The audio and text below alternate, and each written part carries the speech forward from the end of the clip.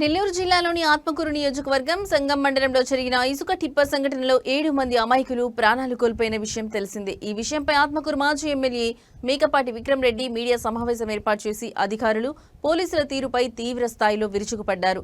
ఎఫ్ఐఆర్లో A1, A2 పేర్లు లేకుండా పెట్టడం తాను ఎప్పుడూ చూడలేదని ఫస్ట్ టైం చూస్తున్నానన్నారు.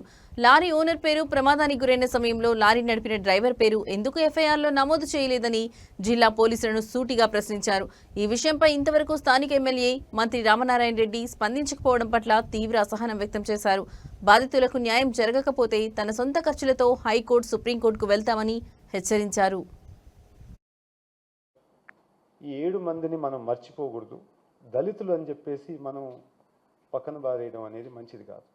వాళ్ళు కూడా మనుషులే, వాళ్ళకు కూడా హక్కులు ఉన్నాయి. వాళ్ళు కూడా ఆ రోజు ఎవరైనా కానీ మనం ఈరోజు ఆ రోడ్డు మీద ప్రయాణం చేసేటప్పుడు ఇంకా భయంతో పోతాం. ఒక టిప్పర్ అక్కడ కనపడుతుందంటే సైడ్లో ఆపుకుంటాం. ఇంకా అట్లాంటి పరిస్థితి ఇప్పుడు ఈ నిజాలంతా బయటకు వచ్చిన తర్వాత.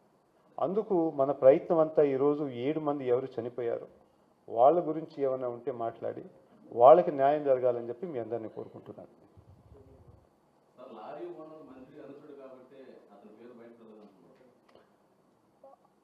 వాళ్ళు ఏంది బయట పెట్టేది? లారీ ఓనర్ మీరు ఆర్సీ బుక్లో కొడితే ఒక 5 నిమిషాలు వస్తుంది పేరు. వాళ్ళు ఎవరు చెప్పబడలే. వాళ్ళు ఎఫ్ఐఆర్లో నమోదు చేయలేదనేది వేరే విషయం. కానీ ఆ టిప్పర్ ఓనరు టిప్పర్ నంబర్ రాశారు కాబట్టి పెద్ద తేడా లేదు ఆ లింక్కి. అంటే వాళ్ళు ఇంకేం రికార్డులు మారుస్తారో తెలియదు. కానీ ఇప్పుడు దాకా జరిగే పరిణామాలు చూసిన తర్వాత అధికారుల మీద అయితే ఒత్తిడి ఉంది.